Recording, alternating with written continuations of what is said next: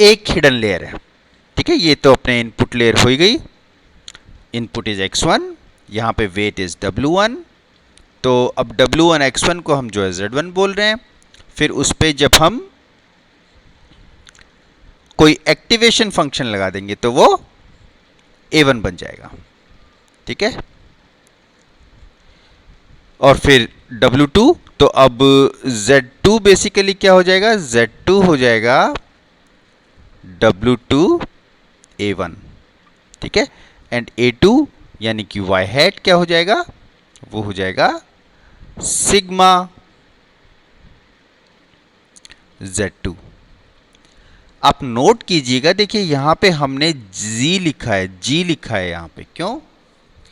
क्योंकि देखिए लास्ट वाला जो न्यूरॉन है हमारे, हम देखिए वापस याद दिला दे आपको कि अभी तक हम सिर्फ बाइनरी क्लासिफिकेशन की बात कर रहे हैं, यानी कि हमारे आउटपुट लेयर में सिर्फ एक ही न्यूरॉन होगा। लेकिन यहाँ पे तो कितने भी हो सकते हैं हिडन लेयर में तो। और जब हम हिडन लेयर में आ गए हैं तो देखिए ये ज़रूरी बिल्कुल नहीं है कि ये जो है हमेशा सिग्मा ही होगा। इनफैक्ट अगर आप आज की डेट में देखेंगे तो आज की डेट में तो ये जो जी है, ठीक है, ये जी जो है ये बेसिकली 90% ऑफ द टाइम्स ये होता है रेलू। ये कुछ भी हो सकता है। तो अभी देखिए हम ज़्यादा इसमें ड्रॉ नहीं करेंगे, लेकिन अगर आप एक वन हिडन लेयर का न्यूरल नेटवर्क ड्रॉ करेंगे तो बेसिकली ये सारे के सारे न्यूरॉन जो हैं अलग अलग नॉन लीनियर फंक्शन भी यूज़ कर सकते हैं। लेकिन हम सिंप्लिसिटी के लिए अभी रखेंगे कि सब के सब मान लीजिए रेलू यूज़ कर रहे हैं या कुछ भी दूसरा यूज़ कर रहे हैं, क्योंकि सिग्मा तो यहाँ पे यूज़ हो ही रहा है, सिग्मॉइड। तो अब देखिए इसमें बैक प्रोपगेशन कैसे होगा। बैक प्रोपगेशन यानी चेन रूल। तो जब हम इस पे ग्रेडियंट डिसेंट चलाएंगे तो बेसिकली उसको क्या चाहिए होगा, अब देखिए ग्रेडियंट डिसेंट को बेसिकली चाहिए होगा कि W2 वो जो है उसके लिए वो del L by del W2 उसको चाहिए होगा। ठीक है, यहाँ पे लॉस फंक्शन अपने कंप्यूट होता है in terms of y and y hat. ये हम पहले भी काफ़ी बार बात कर चुके हैं, ज़्यादा इस बारे में बात अभी नहीं करेंगे।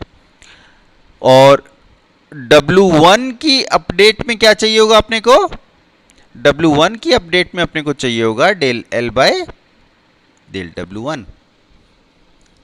अब ये हम कैसे निकालेंगे, ये देखिए बहुत सिंपल सी बात है। देखिए पहले तो बात करते हैं del L by del W2।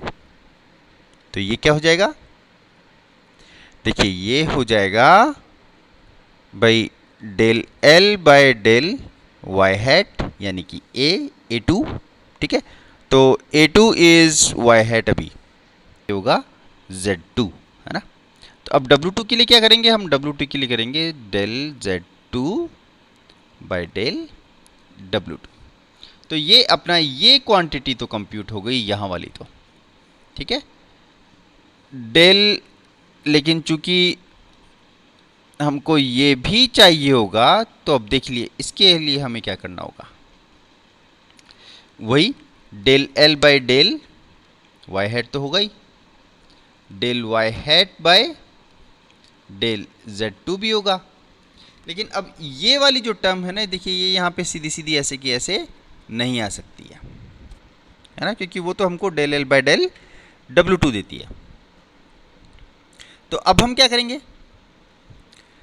ये देखिए ये पार्ट है, अब Z2 आ गया। अब हमको बेसिकली क्या चाहिए, अब हमको चाहिए डेल Z2 भाई Z2 यहाँ पे कंप्यूट किया है W2 A1 से, तो Z2 A1, अभी हम इसको A1 लिख रहे हैं, लेकिन देखिए वो बेसिकली Z से कंप्यूट हुआ है ना। फिर चाहिए होगा del A1 by del Z1, और अब कहीं जाके हमको मिलेगा, तो अब देखिए del L by del W1 जो हमको चाहिए था चेन रूल से, वो ये जाके मिल रहा है हमको। ठीक है, अब आप इसमें ये वाला पार्ट जो है पहले ही कंप्यूट कर चुके हैं। देख लीजिए, जब आपने W2 कंप्यूट किया तो आप ये पहले ही कंप्यूट कर चुके हैं, और चूंकि लास्ट वाला तो सिग्मा ही होता है तो ये क्या हो जाएगा, ये हर बार की तरह हम जो करते आए हैं A2 माइनस वाई हो जाएगा, या फिर y हैट माइनस वाई हो जाएगा। Del Z2 by del A1 क्या होगा बताइए। देखिए Z2 हमारा है W2 A1, ठीक है। तो अब del Z2 by del A1 क्या हो जाएगा, वो हो जाएगा सिंपली W2, राइट। तो ये हो जाएगा हमारा सिंपली W2। इसको हम साथ में रखते हैं। तो अब डेल A1 बाय Z1 और del Z1 bye del W1, ये सब जो है ये यहीं पे चल रहा है, ठीक है। तो यही है, देखिए इस तरीके से हमने del L by del W1 compute कर लिया है। तो इसको हम जो है आगे एक बार वापस लिख लेते हैं। तो देखिए del L by del W1 is equal to L by del A2 यानी कि y hat del A2 by del Z2, ये वाला पार्ट हम कंप्यूट कर चुके हैं, ठीक है। फिर del Z2 by del A1, del A1 by del Z1